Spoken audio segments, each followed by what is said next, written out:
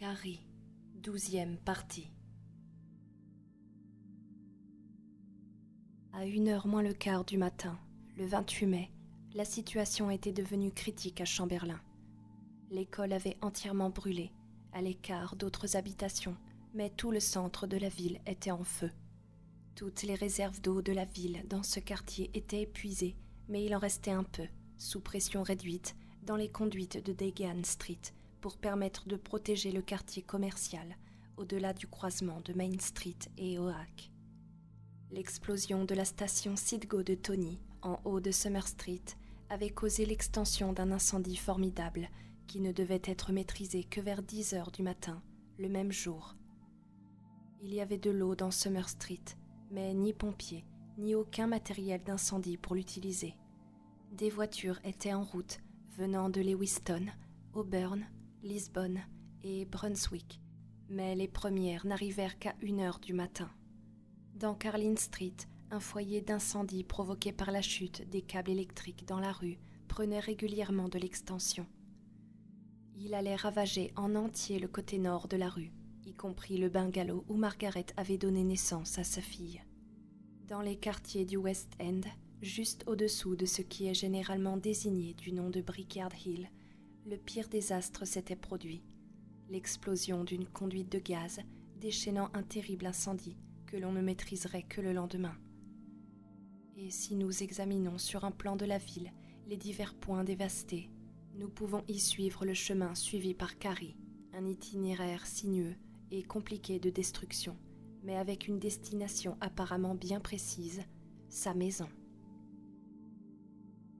Quelque chose tomba dans le salon et Margaret White se redressa vivement, la tête penchée, tendant l'oreille. Le couteau de boucher brillait d'un éclat assorti à la lueur de l'incendie.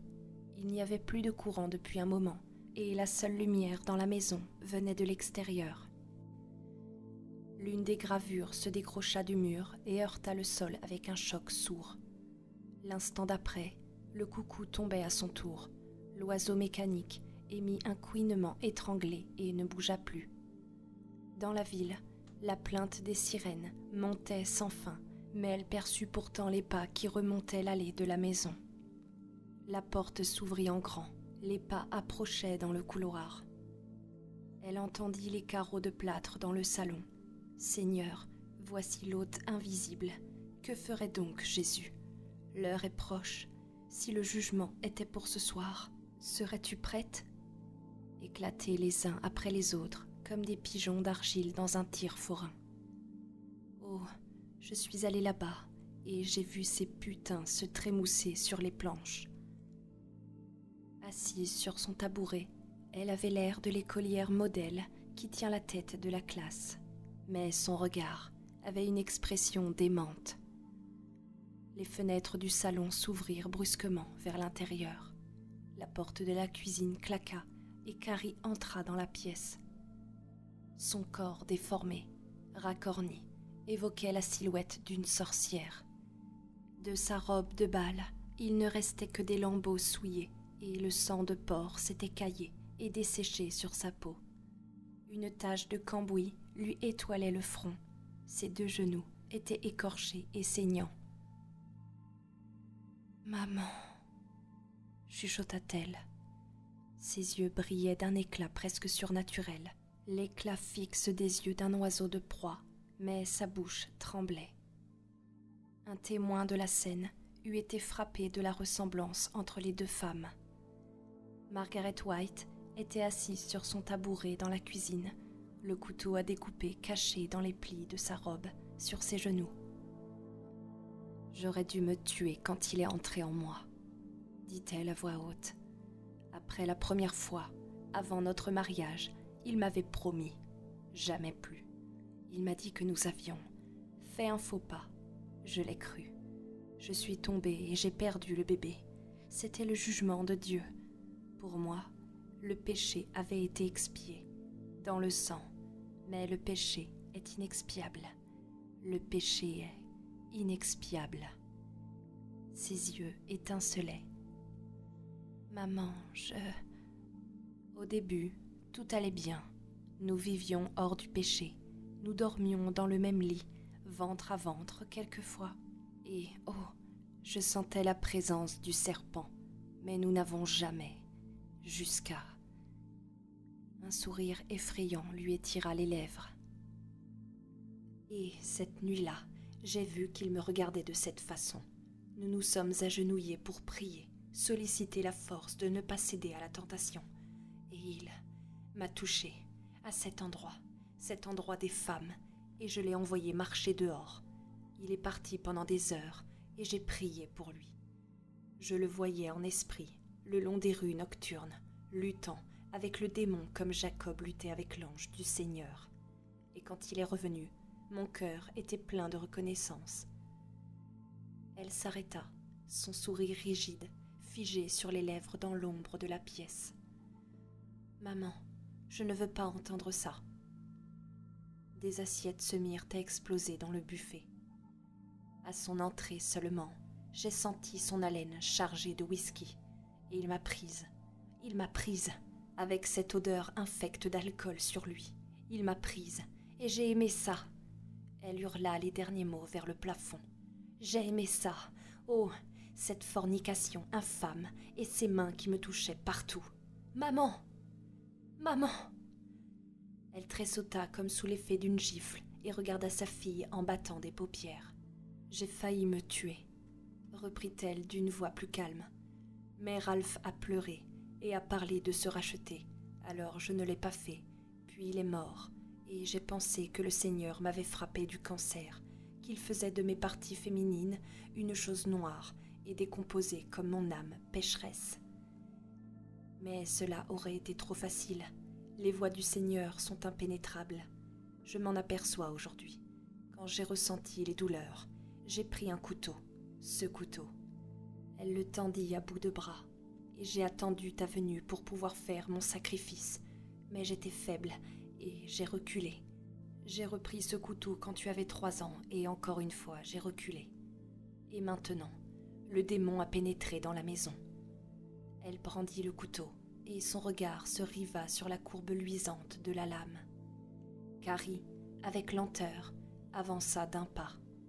« Je suis venue pour te tuer, maman. Et toi, tu m'attendais pour me tuer.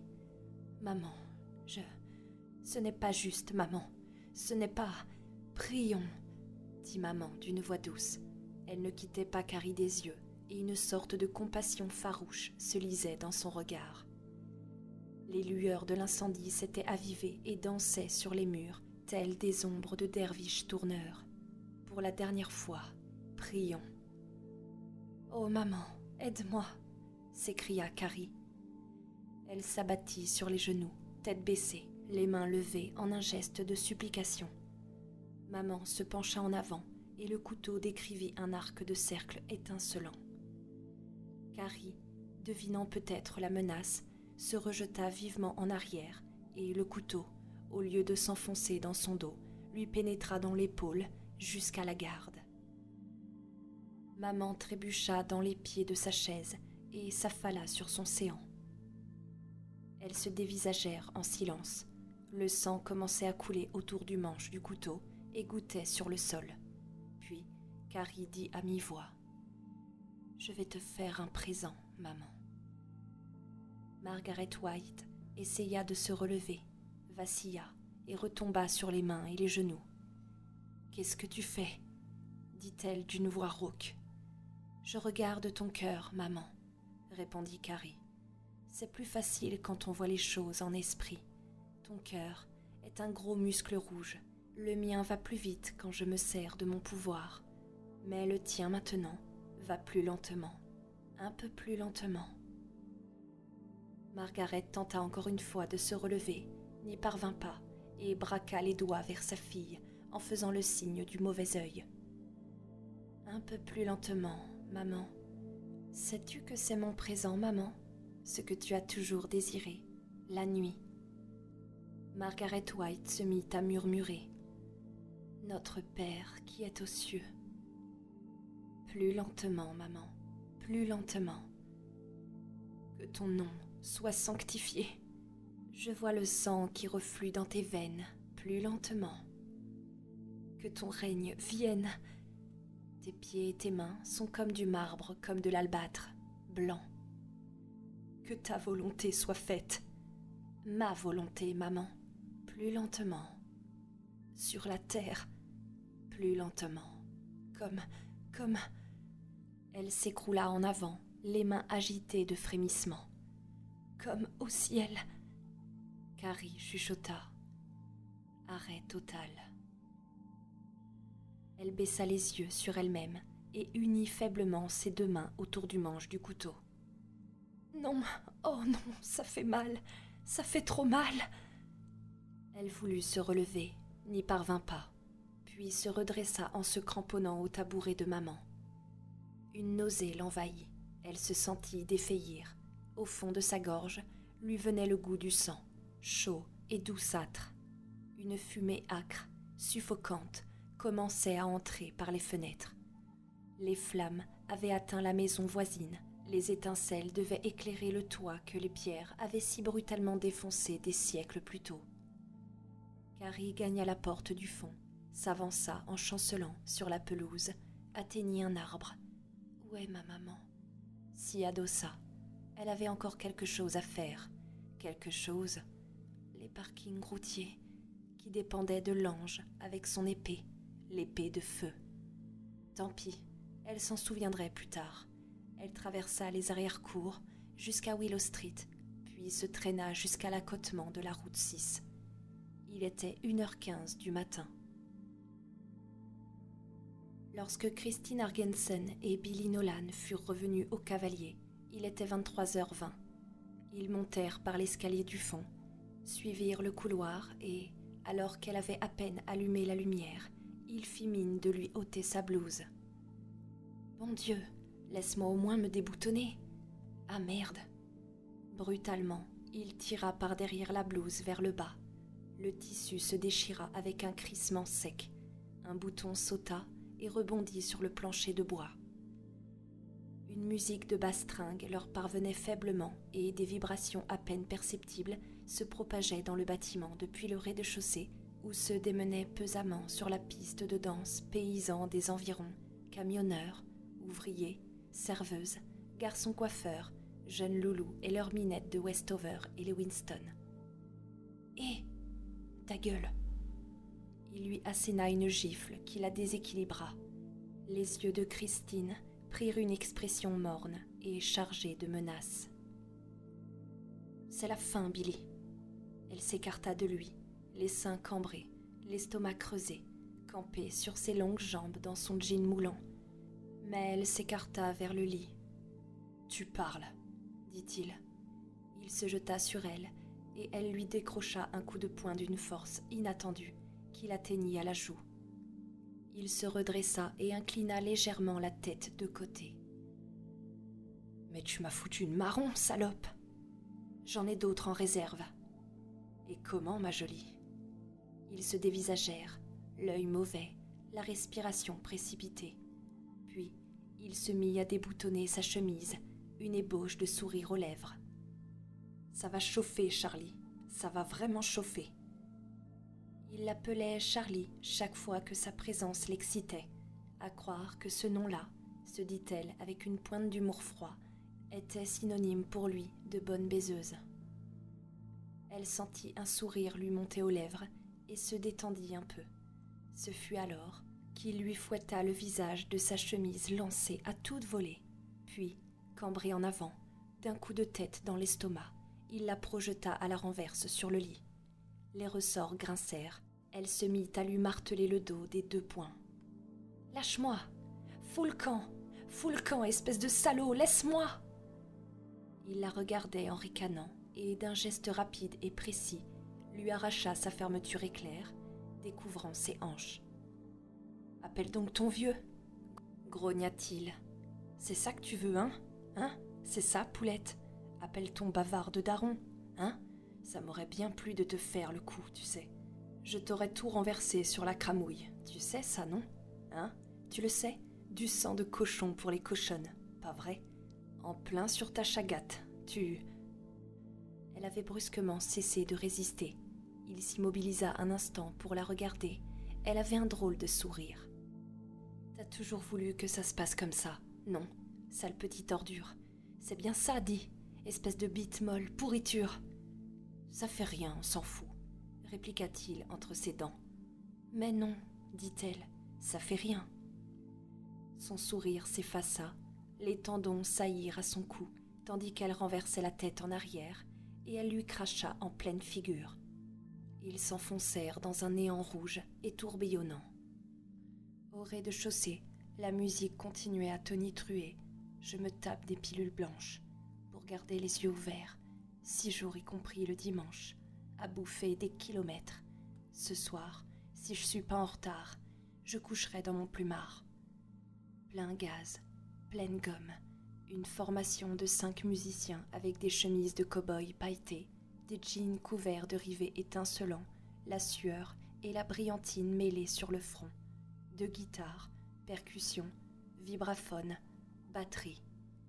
Personne n'entendit la sirène d'alarme ou la première explosion, ni la seconde. Et quand la conduite de gaz sauta, que la musique s'arrêta et qu'un type en voiture déboucha sur le parking pour annoncer la nouvelle à grands cris, Chris et Billy étaient endormis. Chris se réveilla brusquement. La pendulette sur la table de nuit disait 1h moins 5 et quelqu'un tambourinait à la porte. « Billy !» vociférait une voix. « Hé, lève-toi, grouille !» Billy remua au fond du lit, se tourna de côté et fit tomber le petit réveil bon marché sur le sol. « Nom de Dieu, qu'est-ce qui se passe ?» fit-il d'une voix pâteuse, et il se mit sur son séant. Son dos lui faisait mal, cette garce l'avait lacéré de ses ongles. Il s'en était à peine aperçu sur le moment, mais maintenant, il était bien décidé à lui flanquer une raclée avant de la renvoyer chez elle, histoire de lui montrer qui était le... Il fut frappé par le silence. Le silence. Le cavalier ne fermait jamais avant 2 heures.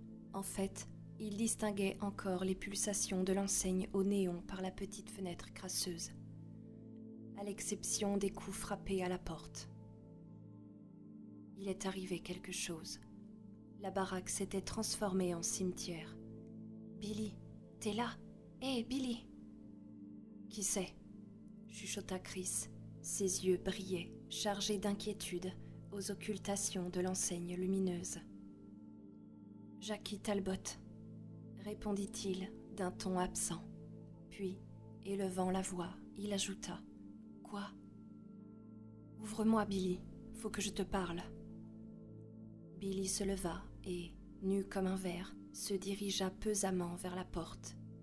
Il souleva le vieux crochet métallique et tira la porte à lui. Jackie Talbot s'engouffra dans la pièce. Il avait les yeux hors de la tête et la figure noire de suie. Il était en train de boire un verre avec Steve et Henry quand on leur avait annoncé la nouvelle à minuit moins 10. Ils étaient retournés vers la ville dans la vieille Dodge décapotable d'Henry et avaient vu la conduite de gaz de Jackson Avenue exploser depuis le haut de Brickard Hill. Quand Jackie avait emprunté la Dodge pour refaire le trajet en sens inverse, à minuit et demi, la ville était plongée dans le chaos. « Chamberlain est en train de brûler, » dit-il à Billy. « Tout ce putain de patelin est en feu. L'école a disparu, le centre aussi. Le West End a sauté dans une fuite de gaz. Carlin Street est en train de cramer. Et il paraît que c'est Carrie White qui a fait le coup. »« Oh mon Dieu !» dit Chris. Elle descendit du lit et chercha à tâtons ses vêtements. « Qu'est-ce qui c'est ? » ?»« Ta gueule !» interrompit Billy d'une voix unie, « ou je te botte le cul. » Il se tourna de nouveau vers Jackie et il lui fit signe de continuer. « Ils l'ont vue. Des tas de gens l'ont vue, Billy. Paraît qu'elle était couverte de sang. Elle assistait à ce putain de bal ce soir. Steve et Henry ne pigeaient pas, mais... Billy, est-ce que t'as... Ce sang de cochon, c'était pour... »« Ouais, » dit Billy. « Oh non. » Jackie recula en trébuchant et prit appui contre l'encadrement de la porte. Son visage avait une teinte jaunâtre sous l'unique ampoule du couloir. « Oh bon sang, Billy. Toute la ville... » Carrie a bousillé toute la ville. Carrie White, tu déconnes. Il avait parlé d'un ton calme, presque serein. Derrière lui, Chris s'habillait rapidement. « Regarde par la fenêtre », dit Jackie.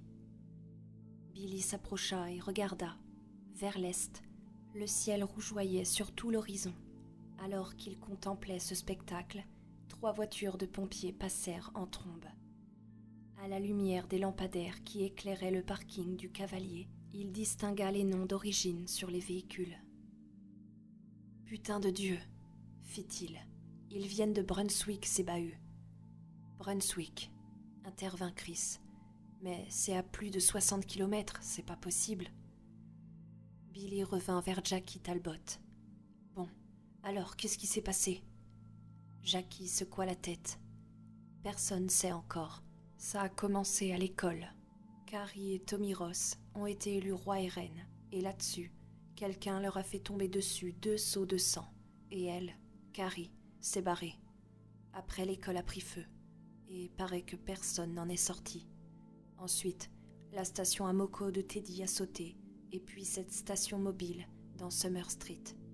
« Citgo », corrigea Billy. « C'est une Citgo. »« Merde, on s'en fout », hurla Jackie. « En tout cas, c'était elle. Partout où il est arrivé quelque chose, c'était elle. Et ces seaux, personne de la bande portait des gants. »« Je m'occuperai de ça, » dit Billy. « Tu piges pas, Billy. Carrie est... Barre-toi. Billy, barre-toi ou je te casse la gueule. » Jackie recula dans le couloir, l'air renfrogné. « Rentre chez toi. Parle à personne. Je vais m'occuper de tout ça. »« Très bien, » fit Jackie. « Ça va, d'accord. Dis donc, Billy, je pensais... » Billy lui claqua la porte au nez. Chris, aussitôt, se jeta contre lui. « Billy, qu'est-ce qu'on va faire? Cette garce de Carrie, oh mon Dieu, qu'est-ce qu'on va... » Billy la gifla à toute volée et elle s'écroula sur le plancher. Chris resta un instant, prostrée, silencieuse, hébétée. Puis, elle enfouit son visage dans ses mains et se mit à sangloter. Billy passa son pantalon, son t-shirt, ses bottes. Puis il alla vers le lavabo écorné dans l'angle de la pièce, alluma l'applique murale, se mouilla les cheveux et commença à se peigner, penché en avant pour se regarder dans la vieille glace tavelée. Dans un coin du miroir, il apercevait derrière lui le reflet de la silhouette déformée de Chris Argensen en train d'étancher le sang de sa lèvre fendue. « Je vais te le dire, ce qu'on va faire, » reprit-il. « On va aller en ville et profiter du spectacle. Ensuite, on rentre chacun chez soi. Tu vas dire à ton cher vieux papa qu'on était au Cavalier en train de boire une bière quand c'est arrivé.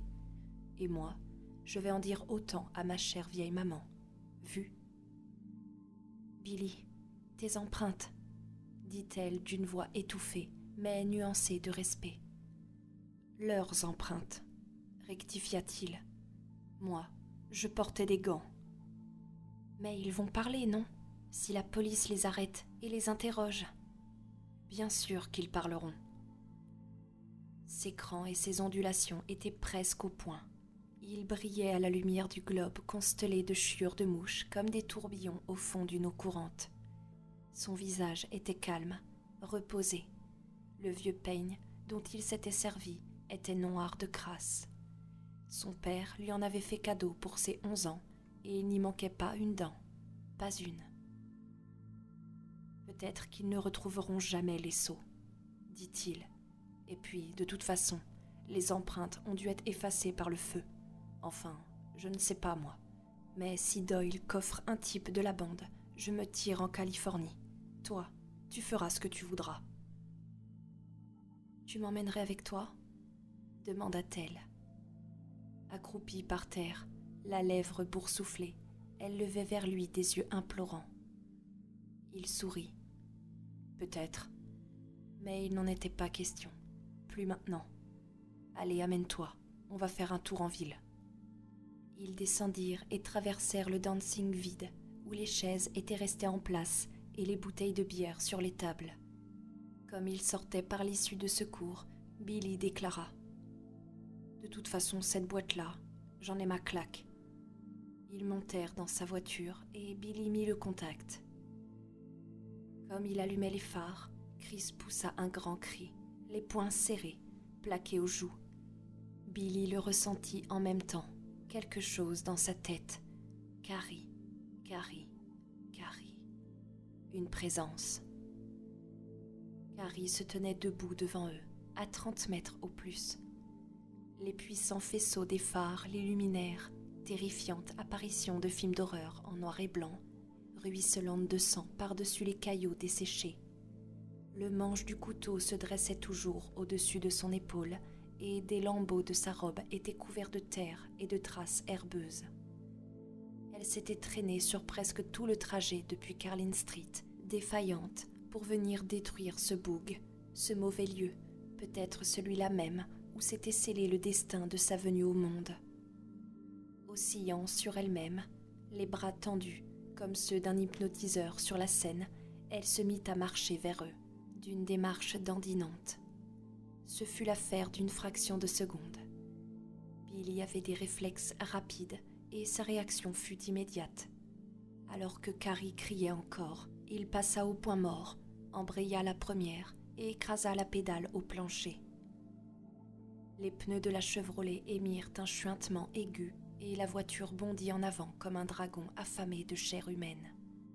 La silhouette dressée au-delà du pare-brise grossissait rapidement, tandis que sa présence se faisait sonore.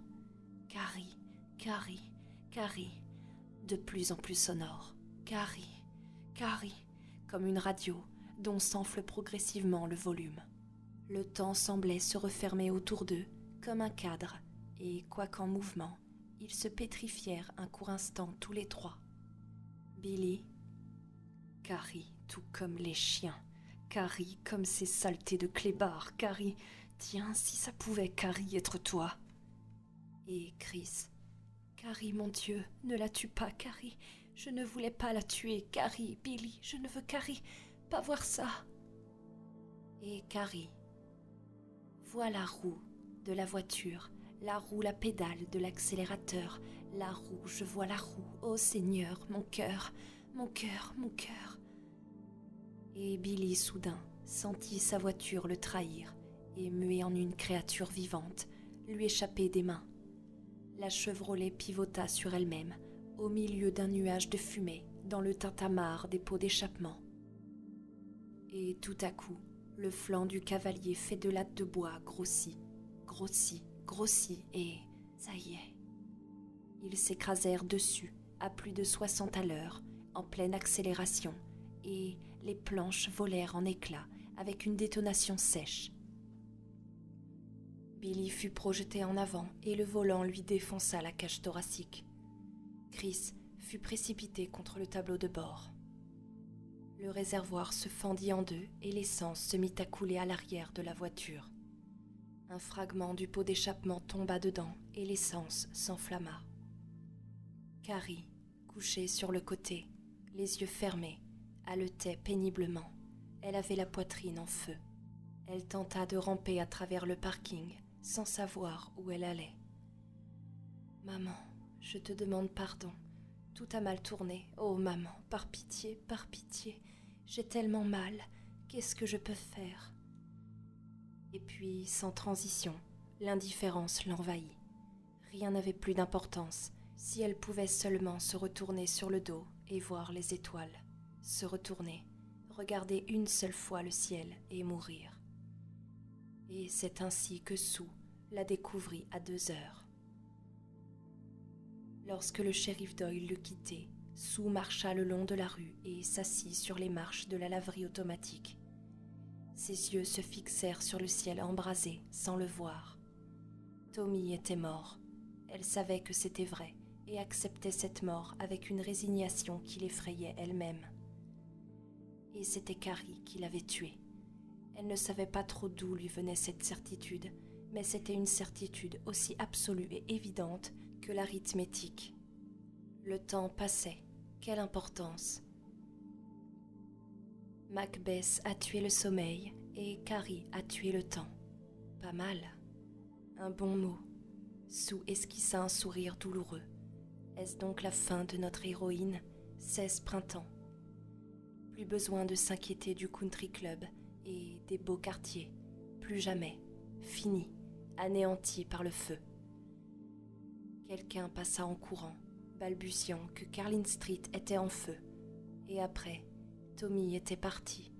Et Carrie était retournée chez elle pour tuer sa mère. Elle se redressa brusquement, assise sur la marche, scrutant l'obscurité. Elle ignorait comment elle pouvait le savoir.